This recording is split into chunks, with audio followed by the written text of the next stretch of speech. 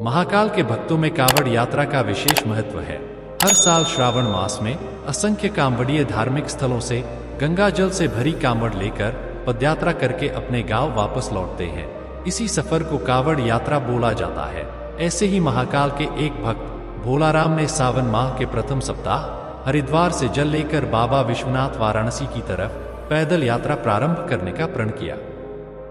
यह कांवड़ यात्रा आज तक की सबसे लंबी दूरी की यात्रा बनने वाली थी। हेलो दोस्तों, हमारे चैनल में आपका स्वागत। स्पार्क सक्सेस टीवी को सब्सक्राइब कर ले। भोलाराम के इस ऐलान से आसपास के गांव में खलबली मच गई, क्योंकि भोलाराम शारीरिक तौर पर ज्यादा मजबूत नहीं था, लेकिन फिर भी उसने इतना बड़ा संकल्प कर लिया था कि जहां बड़े बड़े भक्त घुटने टेक दें। भोलाराम के परिवार वाले उसे समझाने की बहुत कोशिश करते हैं, लेकिन भोलाराम का संकल्प अटूट था। उसने ठान लिया था कि अब उसका कोई साथ दें या ना दे, वह कांवड़ लेकर अकेला ही जाएगा।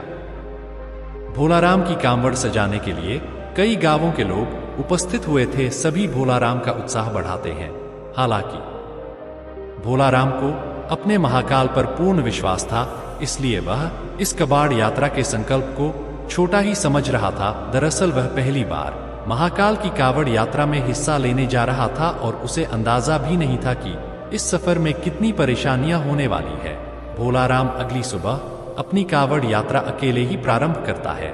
आसपास के गांव से कई भक्त भोलाराम को देखने पहुंचे थे, लेकिन कोई उसके साथ यात्रा में जाने को तैयार नहीं था, क्योंकि सभी भोलाराम के संकल्प की कठिनाई को भली भांति समझ रहे थे।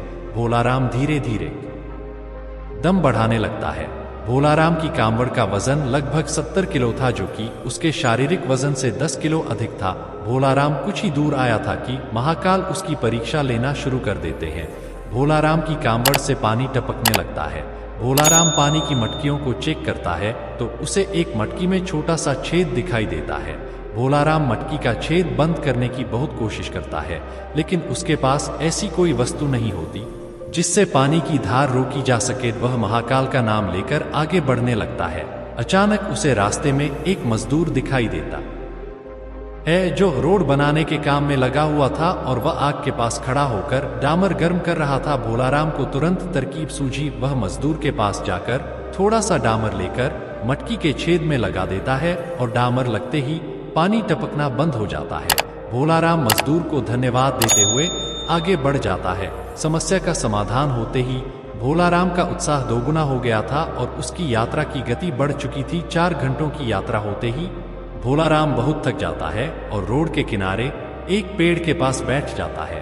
भोलाराम अपने साथ कुछ खाने पीने की सामग्री रखकर लाया था, जिसे निकालकर वह खाने लगता है। खाना खाने के बाद भोलाराम को नींद आ जाती है और वह पेड़ से टिक कर सो जाता है। उसी सड़क से 2 राहगीर गुजर रहे होते हैं। अचानक उनकी नजर भोलाराम पर पड़ती है। वह पेड़ से टिका हुआ सो रहा होता है और उसके बगल में एक थैला और कांवड़ रखी होती है। ये दोनों राहगीर आतन अपराधी थे। भोलाराम का थैला चोरी करने के विचार से दोनों उसकी तरफ बढ़ने लगते हैं। भोलाराम के थैले में कुछ पैसे और उसके यात्रा में उपयोग होने वाली जरूरी वस्तुएं रखी हुई थी। दोनों राहगीर जैसे ही भोलाराम का थैला उठाते हैं, दहशत से उनके पांव कांपने लगते हैं, क्योंकि थैला उठाते ही भोलाराम के सर के ऊपर एक बहुत विशाल सांप फन फैलाए खड़ा हो जाता है। सांप को देखते ही थैला छोड़कर दोनों दुम दबाकर भाग जाते हैं। भोलाराम को सोते हुए पूरी रात गुजर जाती है। उसे इस घटना की भनक तक नहीं लगती और जैसे ही वह सुबह उठकर देखता है कि उसका थैला थोड़ा दूर पड़ा हुआ है, उसे समझ में आ जाता है कि किसी ने चोरी करने की कोशिश की थी। लेकिन उसे ताज्जुब होता है कि चोरों ने थैला छोड़ क्यों दिया था। भोलाराम तुरंत थैले में अपना सामान देखता है। उसे सभी चीजें व्यवस्थित मिलती है। वह अपनी नित्यक्रिया करके कांवड़ यात्रा पुनः प्रारंभ कर देता है। भोलाराम को महाकाल की यात्रा में आनंद आने लगा था।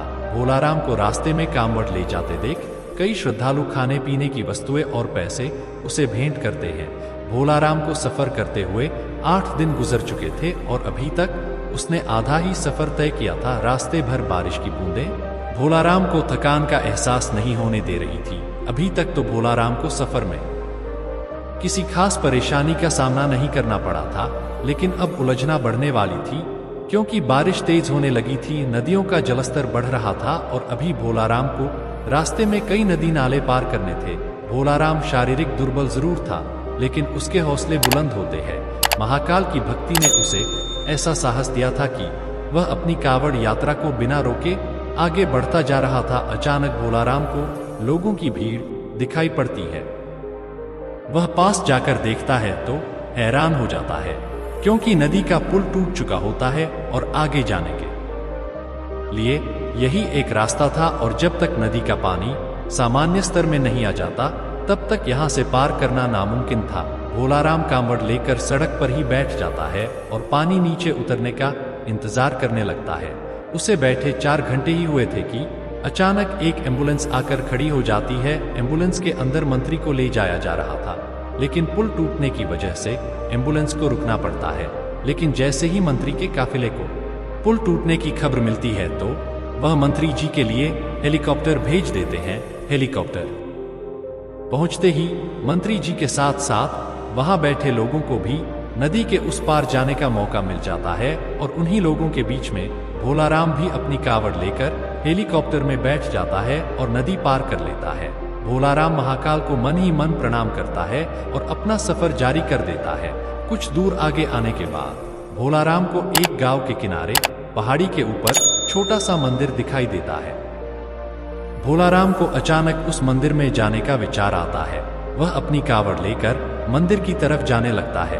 मंदिर थोड़ा ऊंचाई पर था, उसे ऊपर चढ़ने में परेशानी हो रही थी, लेकिन भोलाराम पेड़ की शाखाएं पकड़कर मंदिर के द्वार तक पहुंच जाता है और अपनी कावड़ को मंदिर के बाहर रखकर अंदर प्रवेश कर जाता है। अंदर पहुंचते ही उसे एक साधु ध्यान में बैठे हुए दिखाई देते हैं। भोलाराम की आहट से उनकी आंखें खुल जाती है। वह भोलाराम को उसके नाम से बुलाते हुए कहते हैं कि भोलाराम लाओ पानी मुझे दे दो, मुझे बहुत प्यास लगी है। भोलाराम को ताज्जुब होता है कि साधु यह कैसे जानते हैं कि मैं मटकी में जल लाया हूं। भोलाराम तुरंत साधु के सामने हाथ जोड़कर खड़ा हो जाता है और कहता है, बाबा आप तो अंतर्यामी प्रतीत हो रहे हैं। आप तो सब जानते हैं कि मैं कावड़ के लिए पवित्र जल ले जा रहा हूं, जिसे मैं अपने महाकाल को अर्पित करूंगा, और अगर मैंने यह आपको दे दिया तो मेरे पास वहां ले जाने के लिए कुछ नहीं बचेगा, और वैसे भी रास्ते में बहुत सारा जल गिर चुका है। मैं क्षमा चाहूंगा, मैं आपको जल नहीं दे सकता। और इतना कहकर भोलाराम मंदिर से बाहर आ जाता है और अपना कावड़ लेकर पहाड़ से नीचे उतर आता है। भोलाराम कच्चे रास्ते से आगे बढ़ने लगता है। थोड़ी ही दूर उसे एक गांव दिखाई देता है, और जैसे ही वह गांव के करीब पहुंचता है वहां कुछ लोग बैठे होते हैं। सभी भोलाराम को कांवड़ ले जाते देख उसके पास पहुंच जाते हैं। गांव के लोग भोलाराम को खाने पीने की वस्तु भेंट करने के लिए आगे आते हैं, लेकिन भोलाराम उन्हें रोक देता है और कहता है, अगर आप मुझे कुछ देना ही चाहते हैं तो पीछे पहाड़ी पर एक मंदिर है, वहां एक साधु भूखे प्यासे बैठे हैं, कृपया करके उन्हें यह सब भिजवा दीजिए। गांव के लोग भोलाराम को आश्चर्यचकित होकर देखने लगते हैं और कहते हैं, भैया यहाँ तो कोई पहाड़ी नहीं है, ये पूरा इलाका जंगली है और यहाँ पेड़ पौधों के अलावा आपको कुछ दिखाई नहीं देगा, जरूर आपको कोई भ्रम हुआ होगा। भोलाराम सोच में पड़ जाता है और कुछ देर के बाद वह कहता है कि मैं दावे के साथ कह सकता हूँ यहाँ पहाड़ी में एक मंदिर है, आप सभी मेरे साथ चलिए, मैं आपको दिखाता हूँ। और भोलाराम सभी को लेकर पहाड़ी को खोजते हुए चलने लगता है, लेकिन उसे कुछ दूर आते ही एहसास होने लगता है कि वह गलत रास्ते जा रहा है, क्योंकि काफी देर तक चलते हुए उसे पहाड़ी दिखाई नहीं दे रही थी और यह रास्ता भी उसके लिए अनजाना सा लग रहा था। वह गांव वालों से तुरंत कहता है कि आपके गांव आने का इसके अलावा कोई और रास्ता है क्या? गांव वाले मना कर देते हैं और भोलाराम को समझाते हैं कि आप भ्रमित न हो, यहाँ कोई मंदिर नहीं है और न ही कोई साधु भूखा प्यासा बैठा है। आप अपनी कावड़ यात्रा पुनः प्रारंभ करें, अभी आपका सफर लंबा है। भोलाराम वही घुटने के बल बैठ जाता है और हाथ जोड़कर महाकाल का आह्वान करके जोर जोर से रोने लगता है और रोते हुए कहता है, महाकाल मैं आपको पहचान नहीं पाया, कृपया मुझे दर्शन दीजिए। मैं जानता हूँ साधु के भेष में आप ही थे। मैं आपके लिए जल लाया हूँ और मैं आपको जल पिलाए बिना यहाँ से नहीं जाऊंगा। और कुछ ही देर में भोलाराम के सामने से बड़े बड़े पेड़ों के पीछे अचानक पहाड़ी में मंदिर नजर आने लगता है। गांवों के सभी लोग मंदिर को देखकर दंग रह जाते हैं। मंदिर दिखते ही भोलाराम कावड़ लेकर दौड़ पड़ता है और दोबारा उसी मंदिर में प्रवेश कर जाता है। गांव के लोग पहाड़ी के नीचे खड़े होकर महाकाल की महिमा देख रहे होते हैं। मंदिर रहस्यमय था, जिसे आज से पहले किसी ने नहीं देखा था। भोलाराम मंदिर के अंदर पहुंचते ही साधु के सामने अपनी कावड़ रख देता है। साधु भोलाराम से कहते हैं, मेरे मस्तक में जल डालो।